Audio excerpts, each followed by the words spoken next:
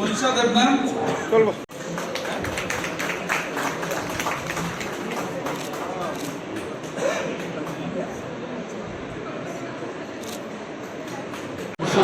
সেটা হচ্ছে আমাদের যারা নতুন অ্যাডভোকেট হয়েছেন, যারা 2 বছর প্রফেশনাল ছিলেন এবং তারা একটা all India bar council exam পরীক্ষা দিয়েছেন, এটাতে পাস করেছেন। পাস করার পরে তাদেরকে আমরা বার কাউন্সিল থেকে আমরা পার্মানেন্ট এনরোলমেন্ট দিই। আজকে যারা পাস করেছেন তাদের সংখ্যা হল 178। তাদের মধ্যে আজকে আমরা 151 জনকে আমরা পার্মানেন্ট এনরোলমেন্ট সার্টিফিকেট দেবো।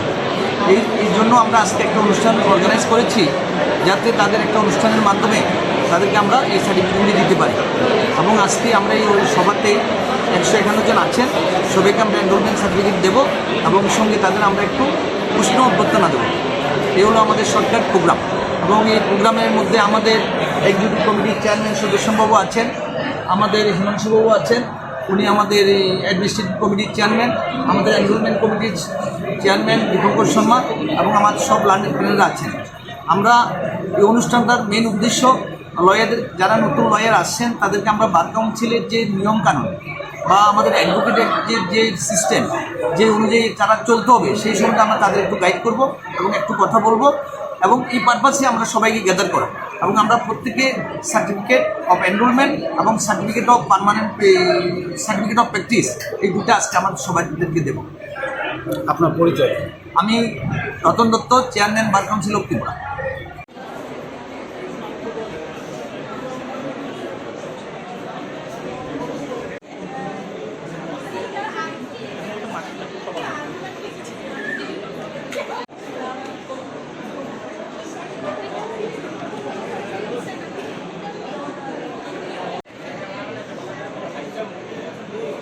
স্মাইলটা বড় করে